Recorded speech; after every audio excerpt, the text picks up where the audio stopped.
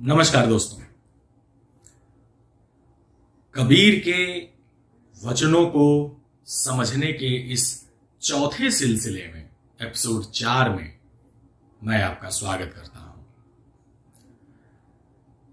कबीर कहते हैं, माया महाठगिनी हम जानी। माया माया किसे कहते हैं? माया क्या है? माया का मतलब साधारण अर्थों में जो चीज नहीं है लेकिन वह ऐसा एहसास कराए जैसे वह एकदम साक्षात सामने है, वही सत्य है जबकि वो है ही नहीं, उसे कहते हैं माया।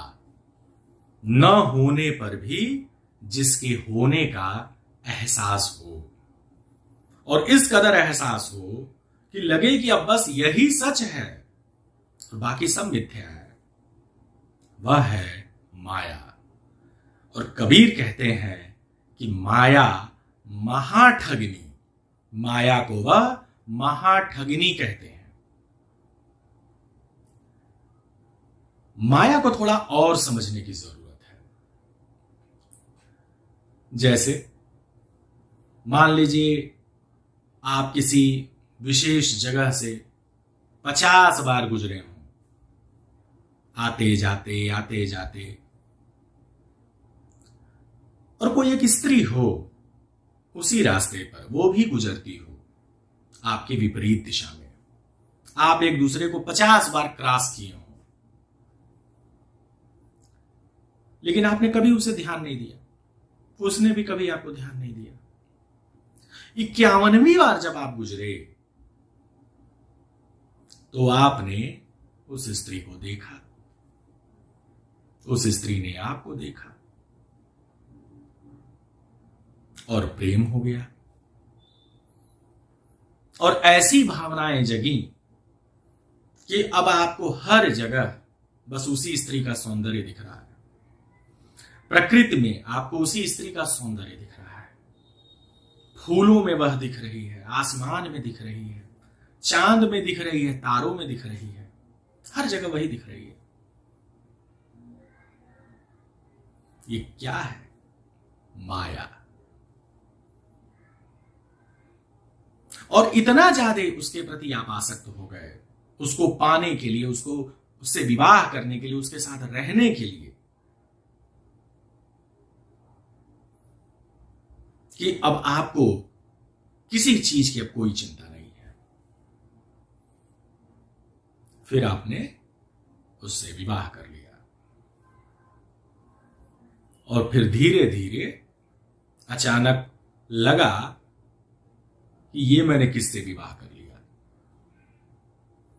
मुझसे तो गलती हो गई, इसके अंदर तो ये कमी, इसके अंदर तो वो कमी, ये तो ऐसी है, ये तो वैसी है। और वही चीज अब स्त्री भी आपके साथ कर रही है, वो भी माया में थी, आप भी माया में थे। कबीर इस माया को महाठगिनी कहते हैं। धन की माया। कुछ लोग धन के लिए इतने लालायित रहते हैं कि वह सही गलत के भेद को भुला देते हैं। क्या सही, क्या गलत, क्या उचित, क्या अनुचित, क्या न्यायपूर्ण, क्या अन्यायपूर्ण, अब उनको किसी चीज से कोई मतलब नहीं है। येन केन प्रकारेण किसी भी तरह से उन्हें धन प्राप्त करना है।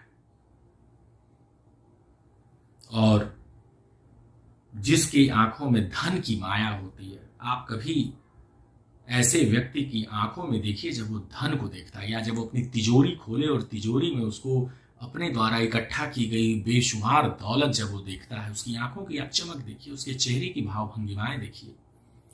आज तक मुझे नहीं लगता कि किसी कवि ने किसी भी तरह के सौंदर्य की ऐसे शब्दों में उसने बखान किया होगा जैसी भाव भंगिमाएं उस व्यक्ति के चेहरे पे आती हैं। माया। और फिर होता क्या है?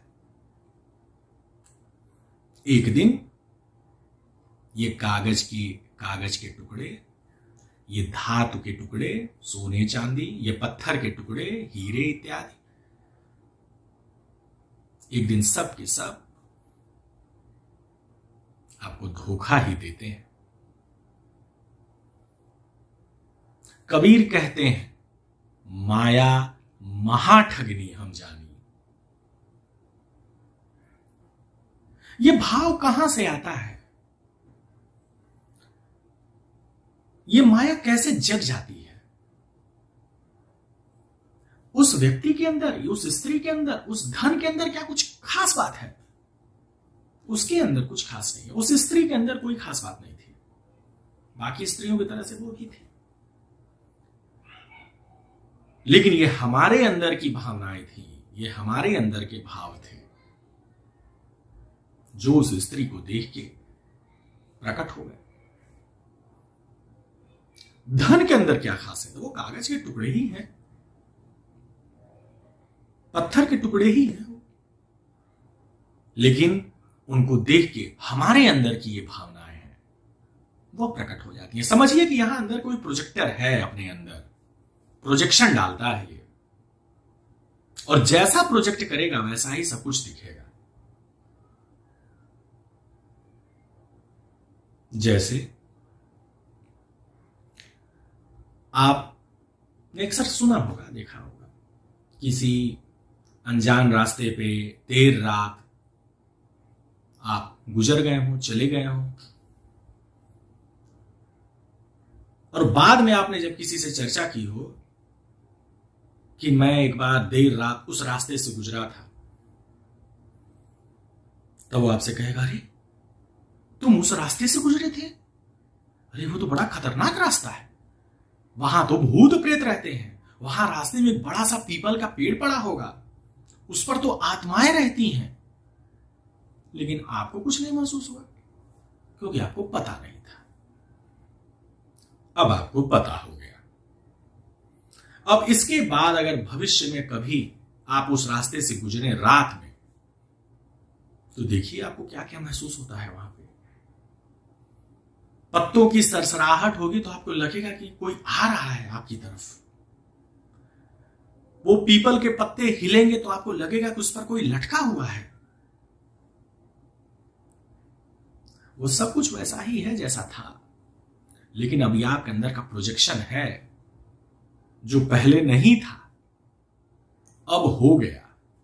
माया जो नहीं है उसके होने का भी एहसास कराना, ये माया। और कबीर कहते हैं कि माया महाठगनी है, यानी यह चीज आपको भ्रम में डालती है, आपको एहसास कराती है कि बस मैं ही सत्य हूं, बाकी सब मिथ्या है।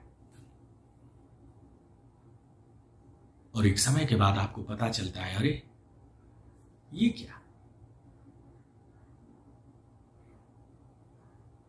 लेकिन इसे महाठगनी कहना ठीक नहीं, बल्कि मुझे तो लगता है कि माया का सबसे बड़ा प्लस पॉइंट है कि एक दिन वो आपको एहसास करा देती है कि आप माया में पड़े थे। गलत तो तब होता जब वो आपको ठगती नहीं, या आपको जीवन में कभी इस बात का एहसास नहीं हो पाता कि आप गलत चीजों में अपना मन लगा रहे थे।